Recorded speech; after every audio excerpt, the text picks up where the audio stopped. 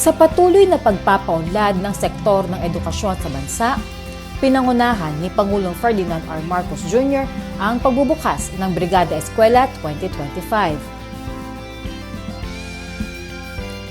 Sinuri ng Pangulo ang iba't ibang aktibidad at ang ginagawang pag-aayos ng mga silid-aralan sa Tibagan Elementary School sa San Miguel, Bulacan.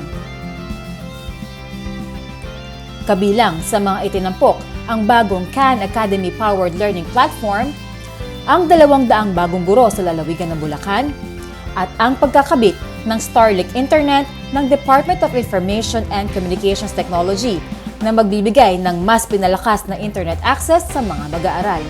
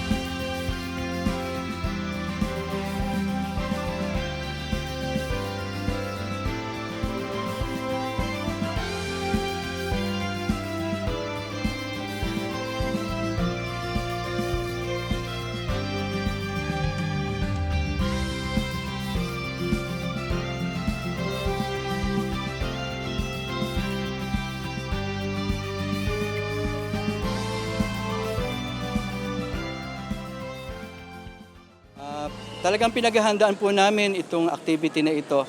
At katunayan po, bukas, sa araw po ng bukas ay ang aming barangay council ay magpapamigay po ng school supplies dito sa school. Lahat po ng bata ay mabibigyan ng school supplies. And ang isa din po pinaghahandaan namin ang pag-prepare ng mga classroom para mas maging conducive sa pagdating po ng mga bata. And mag-repair po kami ng mga upuan, maglilinis ng paligid. We will make sure na wala na pong lamok dito sa school pagdating po ng mga bata para wala pong magkakaroon ng dengue. And talagang gagawin po namin na ready na talaga ang aming school pagdating po ng opening ng classes. So po na kaya nyo ginagawa ito ay para makita niya talaga ang sitwasyon ng mga paaralan. Sa ngayon po ay mayroon kaming 568 enrollees, pero inaasahan po namin na tataas ang bilang na ito sapagkat nagkaroon po ng adjustment sa age ng mga bata mag-enroll sa kinder. Ako po ay nagagalak sapagkat sa pamamagitan ng Bagong Pilipinas, dadalawin po kami ng ating mahal na Pangulo at ang ating Deputy Secretary. Napakarami pong naging pagbabago dito sa aming paaralan, katulad ng installation ng Starlink at ang Khan Academy.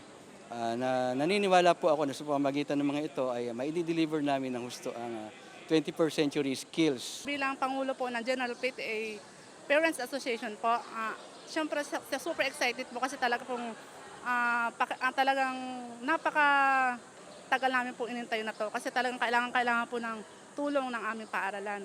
Brigada po talaga is nag-start po talaga June 9 hanggang June 13. May 30 pa lang po, nag-early brigada na po. Actually po, ang DSWD po ay nagkaroon ng programa.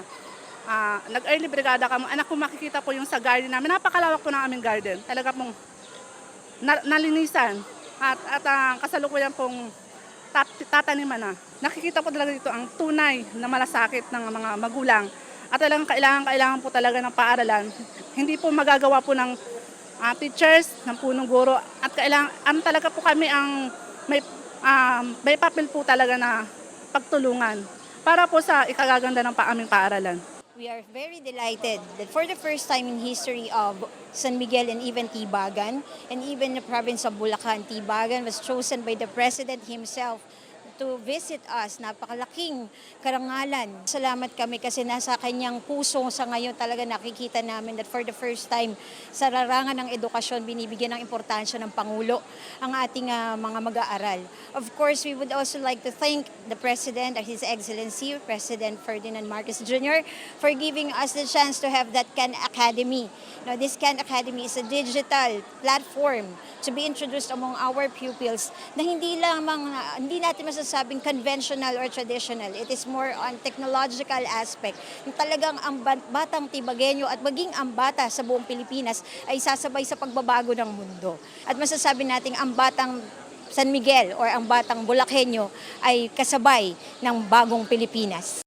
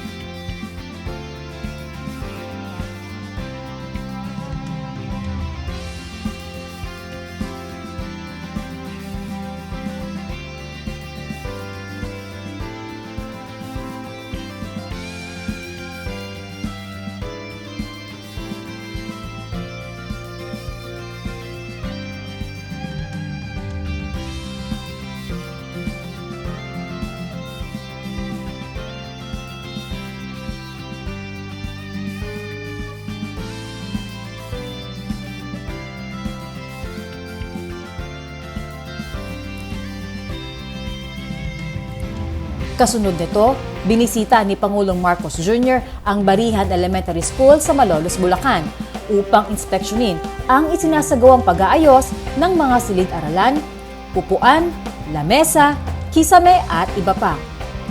Kabilang din dito ang mga bagong digital tablets at bags na ipapamahagi sa mga mag-aaral. Ang Brigada Eskwela ay sabay-sabay na ipinatupad sa lahat ng rehiyon ng bansa sa pangunguna ng Department of Education bilang paghahanda para sa maayos at ligtas na pagbubukas ng klase sa school year 2025 to 2026.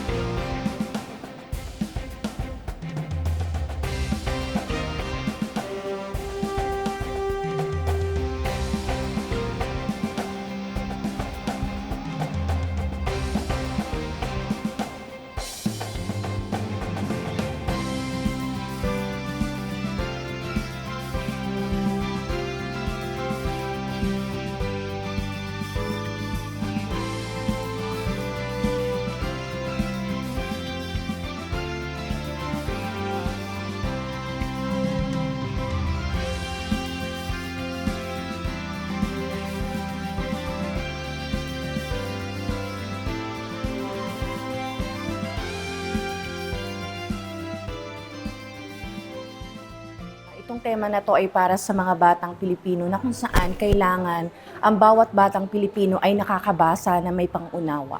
Malaki ang impact ng Brigada Eskwela actually, ma'am, hindi lang sa isang paaralan, sa isang community ng Barihan, kundi sa bansang Pilipinas kasi ito ay nationwide. Pinapakita lang natin through Brigada Eskwela na talagang tayong mga Pilipino ay may pagkakaisa at talagang sa hirap at sa saya, anuman ang nararanasan natin mga Pilipino, at the end of the day tayo ay mga nagtutulungan para sa bata, para sa bayan. Buong puso kami nagpapasalamat dahil among all the schools sa buong Pilipinas, ang Barihan Elementary School ang pinakaswerte, pinakamapalad na binisita ng ating Pangulo. So, masayang-masaya kami sa mga blessings, sa mga tulong na kanyang binibigay. So, yun po, God bless po, Pangulong BBM, at maraming salamat po. Siyempre, paghahanda. Paghahanda para sa mga mag-aaral ngayong darating na school year. Of course, kailangan nating ihanda yung kanilang environment dahil it should be child-friendly, no? And of course, kailangan yung mga pinaprepare natin sa kanila is akma sa kanilang standards. For example, ngayon, sama-sama kaming mga teachers ngayon na nagpe-prepare ng kanilang instructional materials no, para mas maganda yung i-present namin sila while we are discussing the lesson. Siyempre, every year, iba't ibang bata yung mga pumapasok. So, siyempre, dapat bawat taon dine-develop natin yung standards, of course, most especially sa environment nila. I'm very much thankful and very much grateful na pinuntahan tayo ng Pangulo despite of his busy schedule. No, alam naman natin na marami siyang mga kailangan pang asikasuhin para sa Pilipinas, pero napili niyang bumisita dito bago magpasukan. No, sobrang grateful namin even though maliit po na school kami is binigyan niya po kami ng oras. Binigyan niya po kami ng pinagkaabalahan niya po kaming puntahan.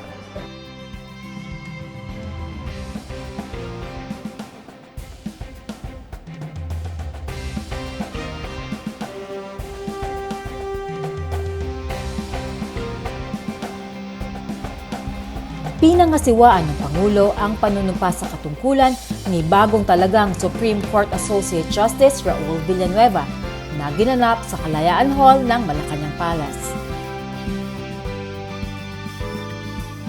Sinimulan ni Associate Justice Villanueva ang kanyang judicial career noong 2002 bilang presiding judge ng Las Piñas City Regional Trial Court o RTC Branch 255. Naitalaga rin siya bilang acting presiding judge sa Taguig City RTC Branch 267 at sa Manila RTC Branch 4 at nagsilbi bilang court administrator ng kataas-taasang hukuman.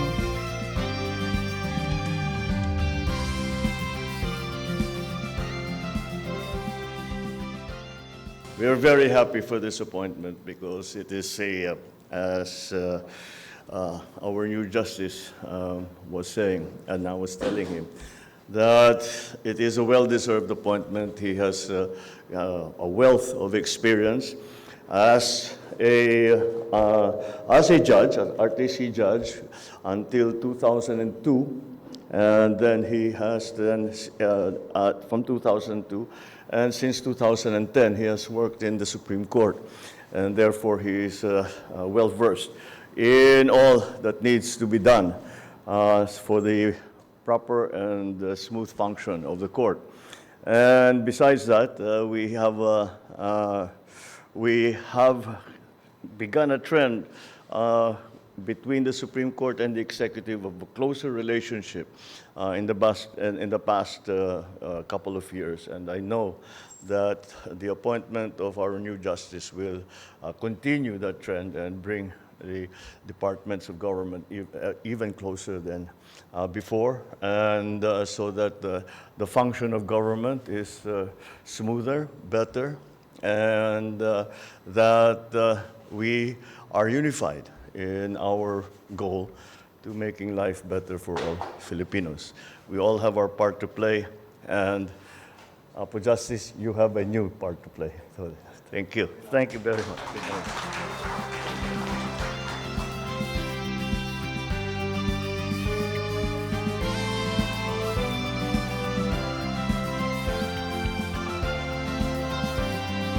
Sa parehong araw, nanumpa rin sa katungkulan si bagong Commission on Higher Education Chairperson na Shirley Agrupis.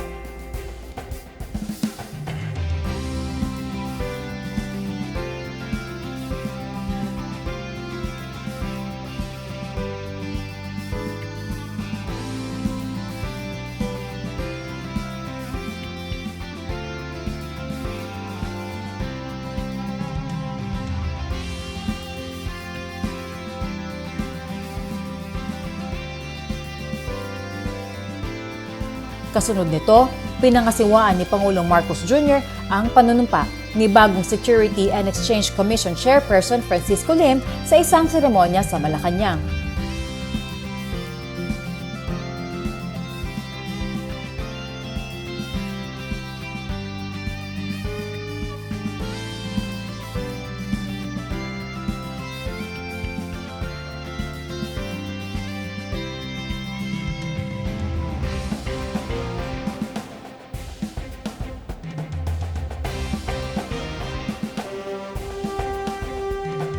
Sa isang formal na presentation of credentials sa Palasyo ng Malacanang, mainit na sinalubong ni Pangulong Marcos Jr.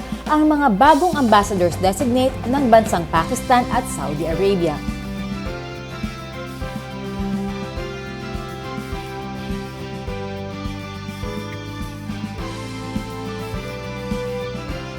Sa kanilang pag-uusap, ipinahayag ng dalawang ambassador ang kanilang pasasalamat at tiniyak ang patuloy na pagpapatibay ng bilateral relations sa pagitan ng mga bansa.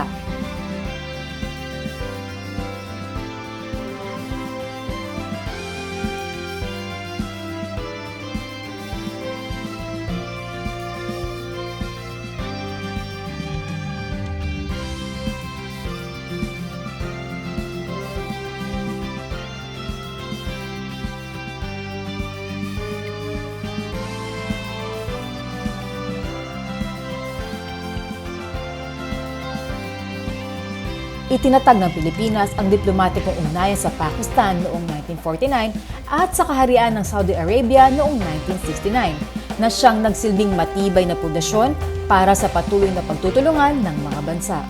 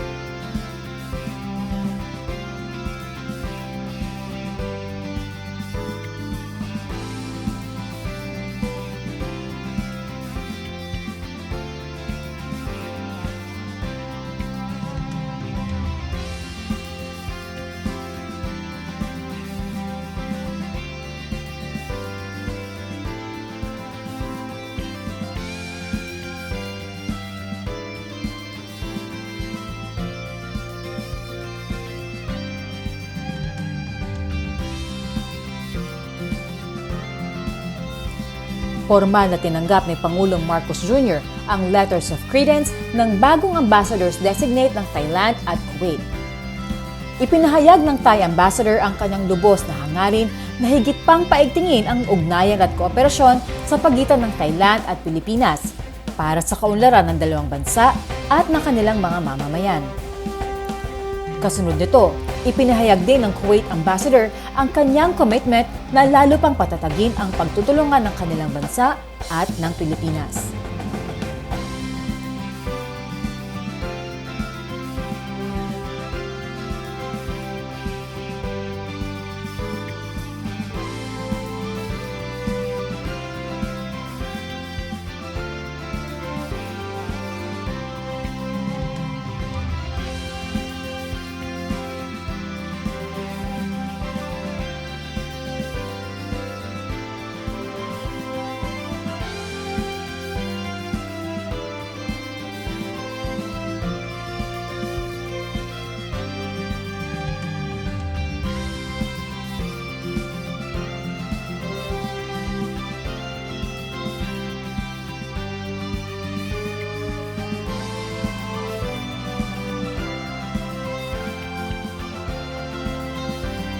Pinangasiwaan din ng Pangulo ang oath-taking ceremony ng newly elected officers ng Federation of Filipino-Chinese Chambers of Commerce and Industry Incorporated.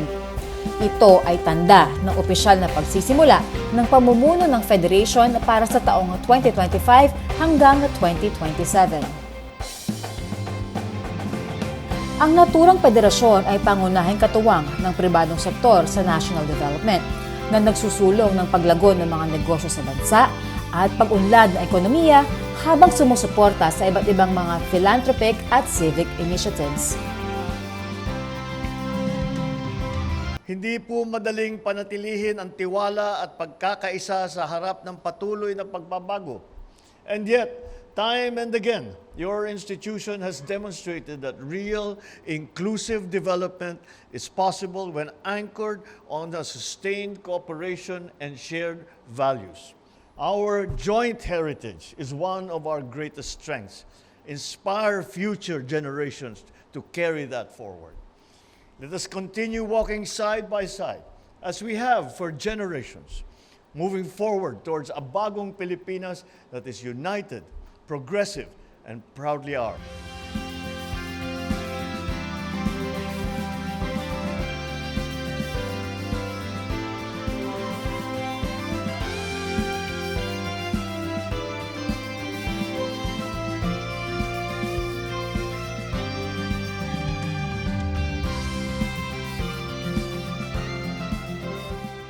Federation of Filipino-Chinese Chamber of Commerce was composed of 170 business organizations joined together. And then our major flagship project was Operation Barrier School. We already donated and turned over 6,300 barrier school already. It can accommodate more than 1 million students. And then we have also our medical mission. Every week, we have medical mission all over the country, and also the fire volunteer brigade also helping our poor people in case of fire. Actually, our federation have been close to our government. We are supporting all the government project and promoting friendship and helping the poor people also. This year is our 50th anniversary Philippine-China bilateral relationship. So we have to keep this friendship stronger and make our country and China and Philippines a very friendly country. We are very thankful that our President BBM able to come here to take our oath taking. We are very blessed. The first time in the history, he came to our federation to take oath for us. So thank you very much, President Ferdinand B. Marcos Jr. Thank you.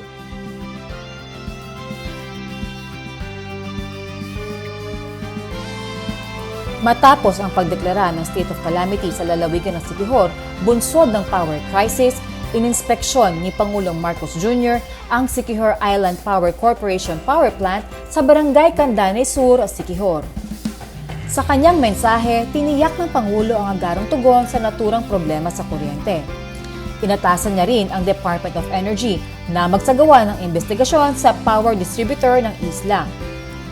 Sinigurado ng Pangulo na gagawin ng pamahalaan ang lahat ng nararapat na hakbang upang masolusyonan ang problema sa lalawigan at hindi na ito maulit. Sa 6 na generator natin na nag-operational dito sa planta ng Candanay, bali 3 yung nag-fail. Actually naging 4 ngayon. Kasi may din mga trouble din. Kaya mga deficit natin umabot ng mga more than mga 3 mega. Ginagawa namin ng paraan sa planta para mapabilis kasi ang maintenance kasi na matagal masyadong mga 10 to 15 days Kaya nga naging kami ng sorry sa mga establishment, maraming establishment, mga businesses na nadamay gano'n. Yun nga rotational every 4 hours lang yung power. Mga 1 to 2 years kasi ang pagpa-process ng ngayon, siguro mga 1 year na lang kasi kung with the help of president or like sa at mga admin mapapadali, mga 1 year na lang siguro. Kasi ang normal niyan 1 to 2 years kasi ang processing ng documents mga 1 year pa bidding pa sa SP Saka mga 1 year yung installation sa planta. Nag-coordinate kami kay Proscelco at saka tulong na rin sa NEA to rent. So may rent na rin sila na 2 mega na na genset, diesel generator. At then meron din kaming also 1 mega na incoming, and to suffice the almost 2 megawatts and 2 to 3 megawatts na deficit natin para ma-resolve yung current na problema natin ngayon dito sa Siquijor Town. I am happy to inform the people of Siquijor that out of the 4 down gensets of SIPCOR, 2 were already rectified as of 12 midnight last night. So we have a total output of 7.2 megawatts, and that will cover the base load of the whole province. And within 24 hours, the 2 gensets that were deployed by NEA from Palawan to Siquijor will arrive, and another genset that is a rental unit procured by SIPCOR will arrive the island, and within 24 hours it will be integrated into the system. So hopefully within 48 at the most 72 hours we can restore 24-hour supply of electricity. There were preventive maintenance that were not carried out well, that resulted into the breakdown of these 4 units. It affected the tourism industry, the local businesses here. However, we are here to, I visited the province to make sure that the rental gensets will be installed properly, and that will be the short-term solution. Now, very timely that I was able to see for myself, and based on my discussions with the management of Proscelco, the electric cooperative, I believe NEA, being the agency watching over electric cooperatives, should support Proscelco in the upgrade of their sub-transmission assets. SIPCOR is still under close monitoring by NEA. And hopefully, on all this catch-up plan, they can put it in place on a permanent basis. To the people of Siquijor, pasensya na kayo. I mean, sa nangyaring power crisis, and rest assured, the government is all out in trying to restore electricity here. Wag makaapekto sa negosyo, and no less than His Excellency President Bongbong Marcos will visit Siquijor and make sure that everything will be in order.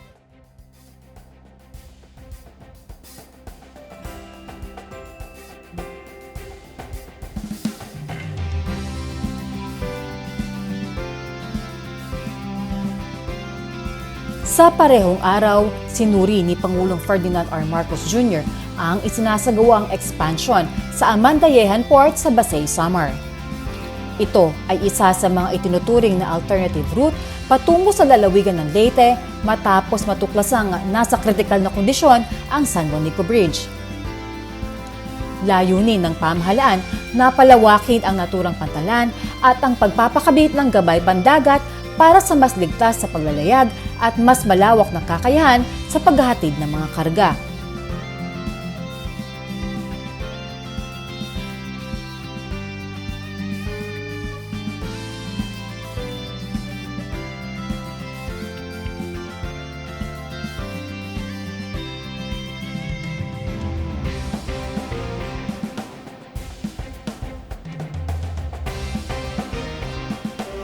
Personal na bumisita sa Tacloban City si Pangulong Marcos Jr. upang suriin ang kalagayan ng San Juanico Bridge matapos ang pagpapatupad ng 3-ton weight limit sa nasabing tulay. Upang mapabilis ang rehabilitasyon at maiwasan ang matinding epekto sa mga residente ng Leyte at Samar, Idineklara ni Pangulong Marcos Jr. ang state of calamity sa Silangang Visayas sa ilalim ng Proclamation No. 920. Layunin ng pagpapasara ng San Juanico Bridge na mapalakas ang kakayahang magkarga ng tulay mula sa 3 hanggang 12 tonelada sa loob ng 5 buwan. Inaasahang makakaya nitong magpadaan ng mga malalaking sasakyan tulad ng SUV, bus at truck.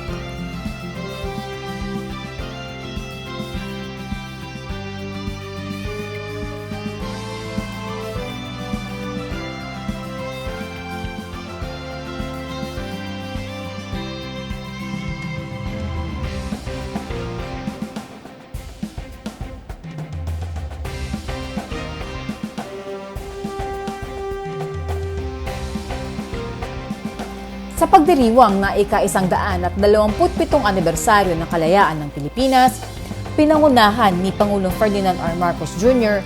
ang flag raising at wreath-laying ceremony sa Rizal Park Monument noong June 12, 2025.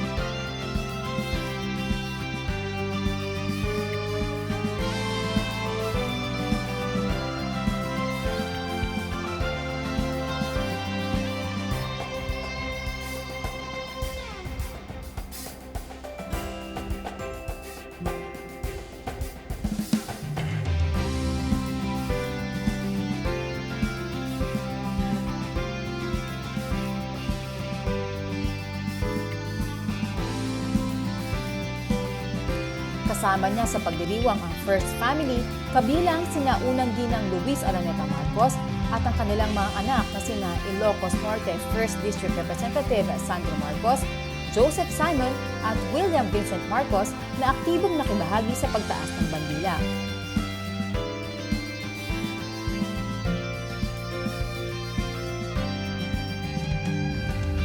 Taglay ng selebrasyon ngayong taon ang temang kalayaan, kinabukasan, kasaysayan. Isang pagkilala sa diwa ng kagitingan, kultura at pagkakaisa ng sambayanang Pilipino para sa mas matibay na kinabukasan.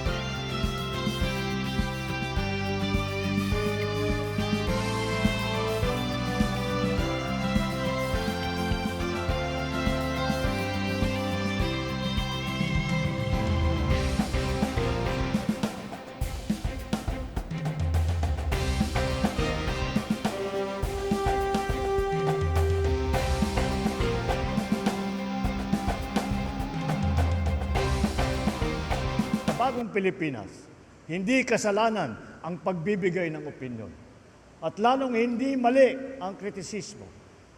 Bagkus ito ang nagbibigay buhay at kinang sa ating demokrasya. Let us honor this day not just by remembering the sacrifices of our forefathers.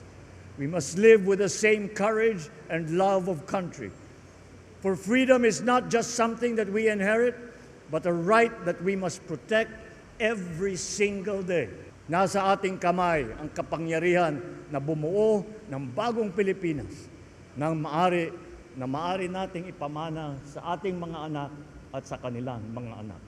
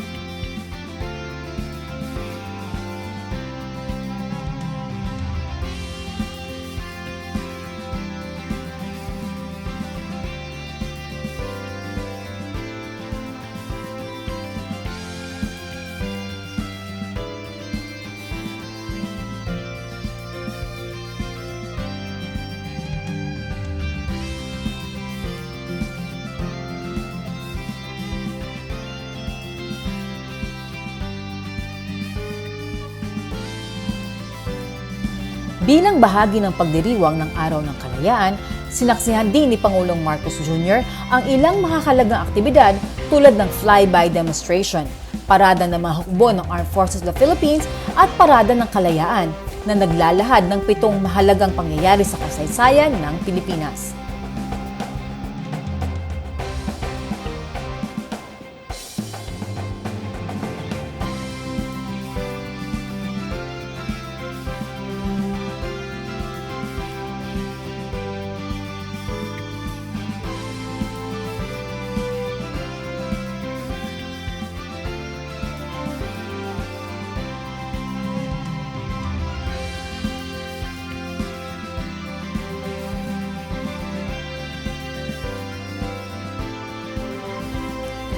Tampok din sa selebrasyon ang Festival Parade na nagpapakita ng mga makasaysayang pagdiriwang mula sa iba't ibang lalawigan na isang pagpupugay sa mayaman at natatanging pamana ng kulturang Pilipino.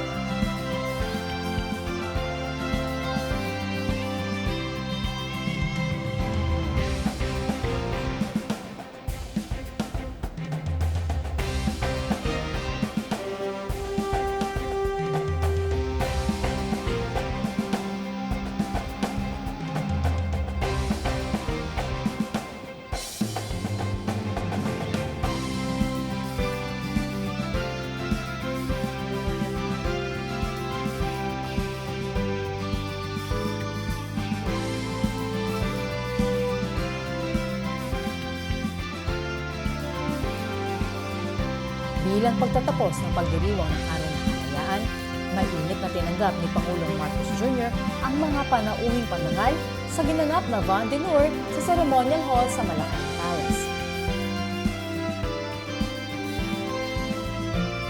Tampok sa pagtitipon ang ceremonial toast ng Pangulo at ng Moroccan Ambassador to the Philippines at Vice Dean ng Diplomatic Corps. Simbolo ito ng pagkakaisa, paggalang at pandaigdigang pagtutulungan na nagpapaalala sa kahalagahan ng diplomasya sa pagsusulong ng kapayapaan at pangmatagalang kaunlaran. The bravery of our ancestors is certainly not lost on us. The virtue continues to flow in the veins of all Filipinos as a proud race that is known to have stood against mightier foes, both in times of peace and in conflict. With the indomitable spirit and resilience of the Filipino people, we have kept the torch of hard-won freedom lit and ablaze to this very day. And we have unremittingly defended our sovereignty and territorial integrity in the face of all adversity. To everyone's very good health and long life, to our enduring friendships, and to the continuing deepening of the ties between our countries and our peoples. Mabuhay!